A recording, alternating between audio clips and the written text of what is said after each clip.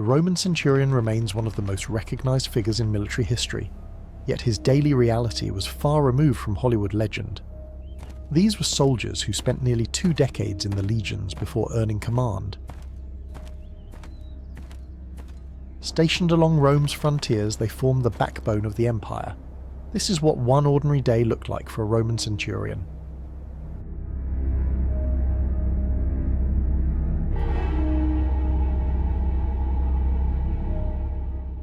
Long before sunrise, a centurion's day began in total darkness.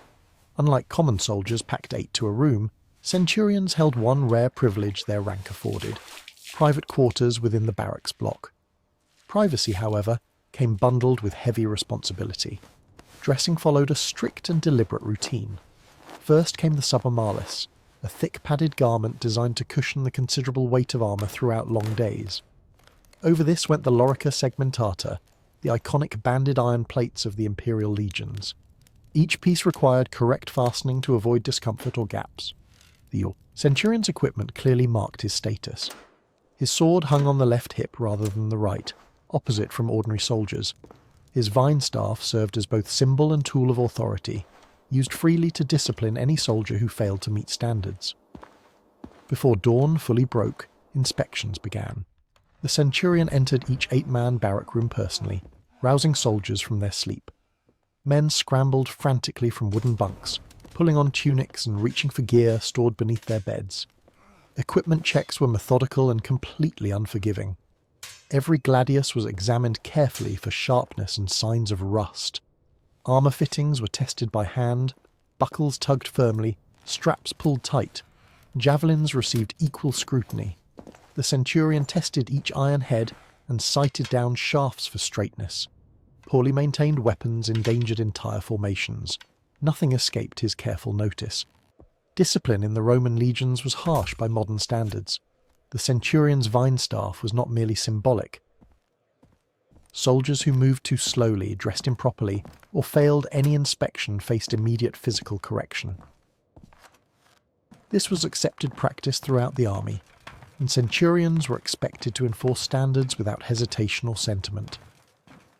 Once the barracks inspection concluded, the sentry assembled on the fortress parade ground, alongside other units of the cohort. The centurion took his position at the front corner of the formation, while his optio, second in command, watched from the rear, keeping the line straight with his long staff. Each morning, the tesserarius delivered the daily watchword inscribed on a wax tablet. This password system helped identify friendly soldiers and prevent enemy infiltration. The centurion memorized the word and passed orders silently through the ranks using hand signals, a method refined over centuries of Roman military practice.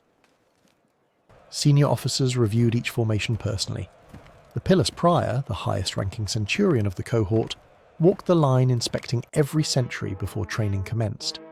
His approval mattered enormously for a centurion's career prospects and reputation. When the bronze trumpets sounded from the headquarters steps, the sentries marched out through the fortress gates toward the training fields beyond. These fields saw constant use, the ground packed hard by generations of soldiers drilling in all weather conditions throughout the year. Arriving at their assigned area, the sentry shifted from marching column into battle formation on the centurion's signal. Soldiers then drove wooden training stakes into the earth at regular intervals. These scarred posts had absorbed thousands of blows from practice weapons. The real physical work of a legionary's morning was about to begin in earnest. Roman military training was deliberately exhausting.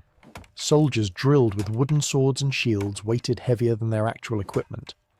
The reasoning was if a man could fight effectively with heavy training weapons, real combat would feel lighter and less fatiguing by comparison during actual battle.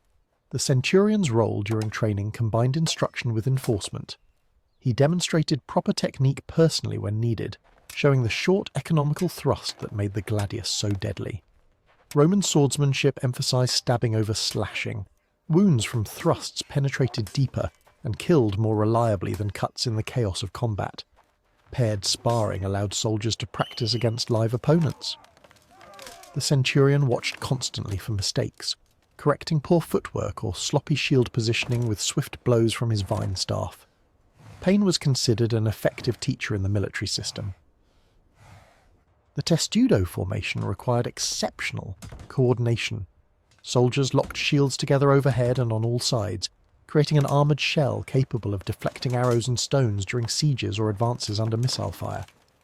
The Centurion tested his sentries' testudo personally, pushing against shields and striking them to identify any weakness in the formation. Javelin training concluded the morning's exercises.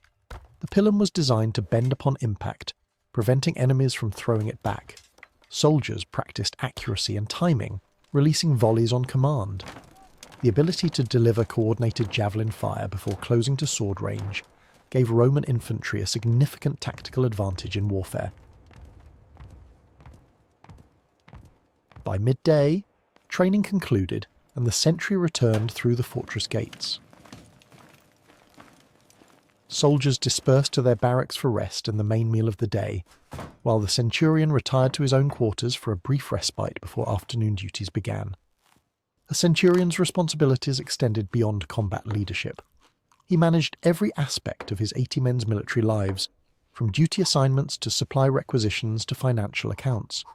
The wax tablets on his desk tracked guard rotations, training schedules, equipment status, and disciplinary records.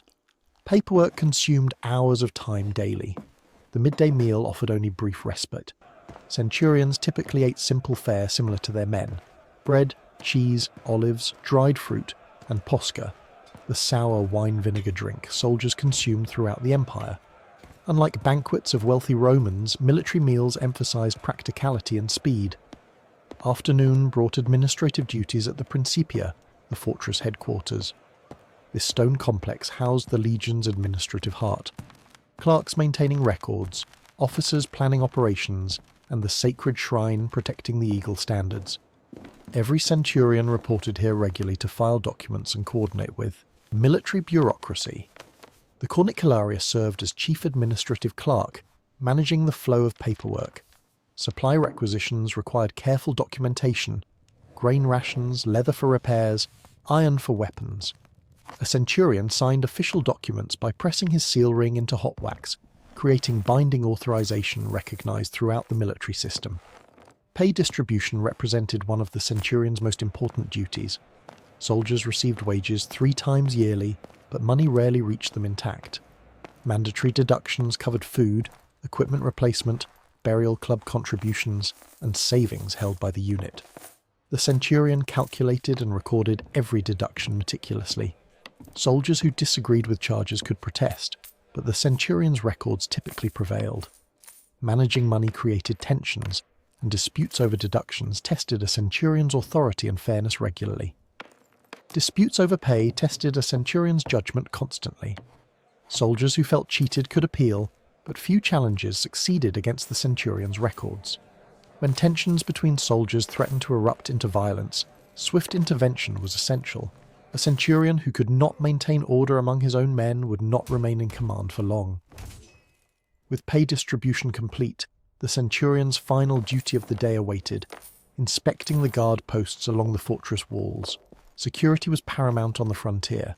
Germanic tribes beyond the Rhine posed a constant threat, and sentries who fell asleep or abandoned their posts endangered the entire garrison. The view from the ramparts revealed why Rome maintained such vigilance here. Dense forests stretched endlessly on the river's far bank, territory Rome had never fully conquered.